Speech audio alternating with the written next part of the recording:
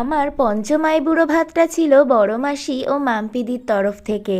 তো ওই দিন আমি, ভাই আর আমার বোন তিনজনে মিলে চলে গেছিলাম মাসির বাড়িতে।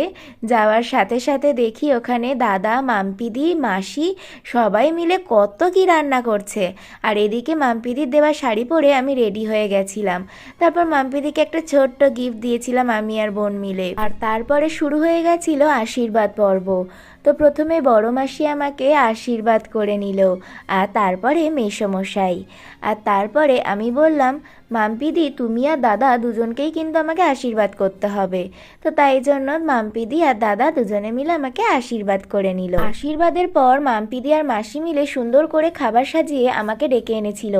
আমি তো দেখে অবাক, এখানে করেছিল বিশাল আয়োজন। ছিল ভাত, 5 রকমের ভাজা, ডাল, চিংড়ি মাছের মালাইকারি, এখানে একটা মাছ ছিল, তারপর পাবদা মাছ, মাটন, পায়েস, চাটনি, পাঁপড়, মিষ্টি, স্যালাড।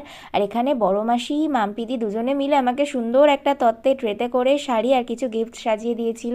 আর ছিল স্ন্যাক্সের ট্রে। আর বাড়ি ফেরার সময় এই পার্কটা দিয়ে যখন ফিরছিলাম তখন আমার একদম ছোট্টবেলার কথা মনে পড়ে যাচ্ছিল, যখন আমি আর মাম্পিদি এই পার্কে এসেই খেলতাম।